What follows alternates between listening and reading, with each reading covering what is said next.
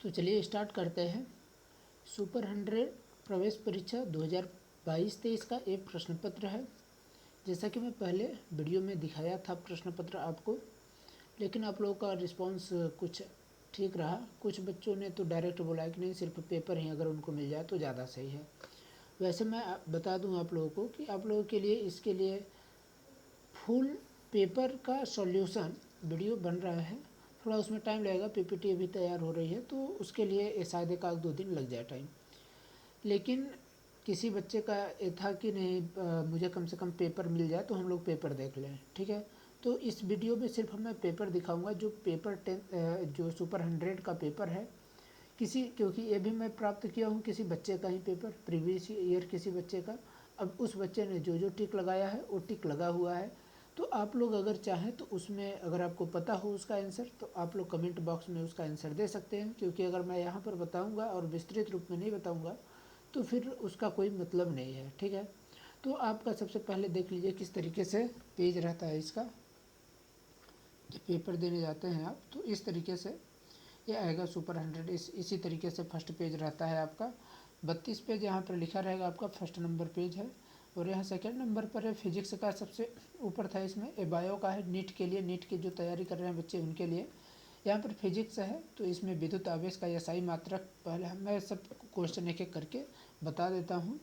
हिंदी और इंग्लिश दोनों लैंग्वेज में है। आप अपने सुविधा के अनुसार जिस भी लैंग्वेज के विद्यार्थी हों आप उसको देख लीजिएगा। तो इसमें फर्स्ट नंबर प्रश्न है विद्युत आवेश का SI मात्रक। ऑप्शन दिया गया है एम्पियर होगा कि कूलाम होगा कि वोल्ट होगा या वाट। अब आप लोगों को इसमें बताना है। आप लोग चाहें तो कमेंट बॉक्स में, इसमें पूरा 30 प्रश्न है, तो एक एक करके, चाहे एक का ए मतलब जो भी हो, तो जैसे आप इस तरीके से भी बता सकते हैं। फर्स्ट का ए, सेकंड का बी।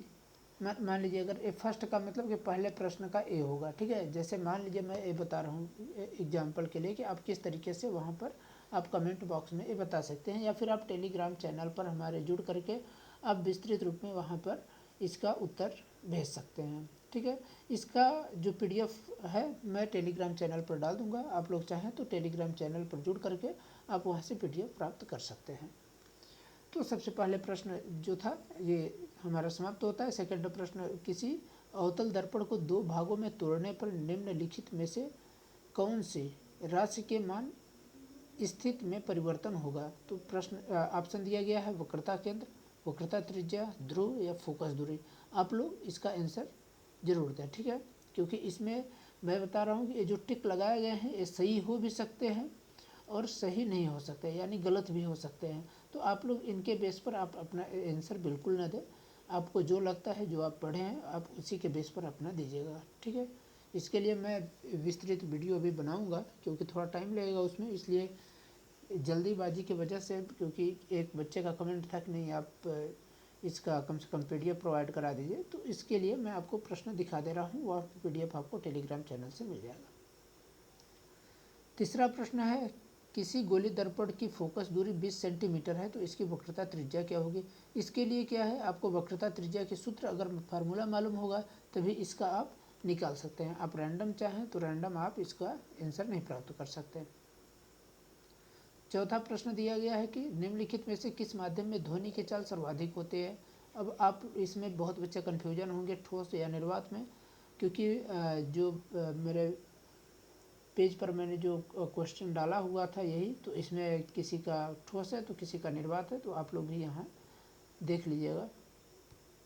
पांचवा प्रश्न है एक वस्तु अवतल दर्पण के वक्रता केंद्र पर रखी है, इसका प्रतिबिंब होगा वास्तविक एवं वस्तु के बराबर, आभासी एवं वस्तु के बराबर, वास्तविक एवं वस्तु से छोटा, आभासी एवं वस्तु से छोटा।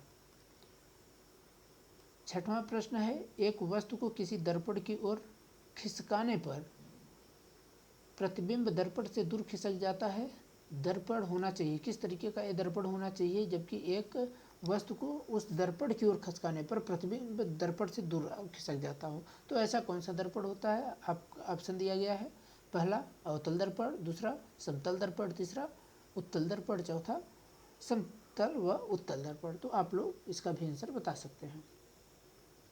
सातवां प्रश्न है वाहनों के पश्चात दृश्य मतलब पीछे की दृश्य, जैसे मान लीजिए ये कोई गाड़ी है तो यहाँ पर ये लगा रहता है शीशा गाड़ी की, मान लीजिए ये आगे का पार्ट है, तो यहाँ पर पीछे देखने के लिए किस के मतलब दृश्य में समतल दर्पण की तुलना में उत्तल दर्पण की वरीयता देने की उचित कारण है। तो ये मतलब यहाँ पर बोला है कि उत्तल दर्पण यहाँ पर लगाया जाता है, उसका कारण क्या है कि इसमें सदैव सीधा प्रतिबिंब बनता है, या इसमें समतल दर्पण की तुलना में अधिक विस्तृत क्षेत्र दिखाई देता है, इसमें समतल दर्पण की तुलना में स्पष्ट प्रतिबिंब बनते हैं, या फिर यह समतल दर्पण की तुलना में सस्ता होता है। तो आप लोग इसमें से कोई आंसर जो आपको लगता हो आप लोग उसका आंसर दे सकते हैं।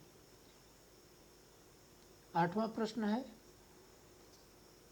कक्षा में पिछली पंक्ति में बैठे एक छात्र को ब्लैक बोर्ड पर लिखे अक्षर पढ़ने में कठिनाई होती है, इसकी दृष्टि दोष का कारण है। क्या कारण है? नेत्र लेंस का दुधिया हो जाना, बी नंबर है नेत्र की समंजन क्षमता में कमी, नेत्र लेंस की फोकस दूरी का बढ़ना, नेत्र लेंस की वक्रता बढ़ जाना। ये आपका 4 ऑप्शन दिए गए हैं, आप इसमें से सिलेक्ट कर लीजिए। 9वां प्रश्न है, सूर्योदय एवं सूर्यास्त के समय पूर्व का रक्तताप प्रतीत होने के कारण है। अब क्या कारण है?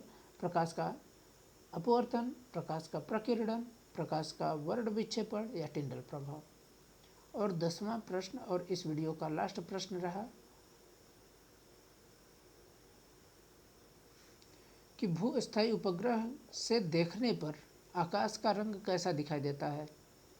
भूस्थायी उपग्रह, ध्यान रखिएगा यहाँ पर भूमि से नहीं, भूस्थायी उपग्रह यानी जियो स्टेशनरी सैटेलाइट से अगर आप देखते हैं तो आकाश का रंग किस तरीके से दिखाई देता है, नीला, श्वेत, काला या लाल। तो आप लोग इसका भी आंसर देना बिल्कुल न भूलें। आपके लिए 10-10 प्रश्नों का वीडियो रहेगा जिससे आप आसानी से उसका उत्तर भी दे सकें और आप इस पर अच्छी तरीके से गहन विचार कर सकें। धन्यवाद।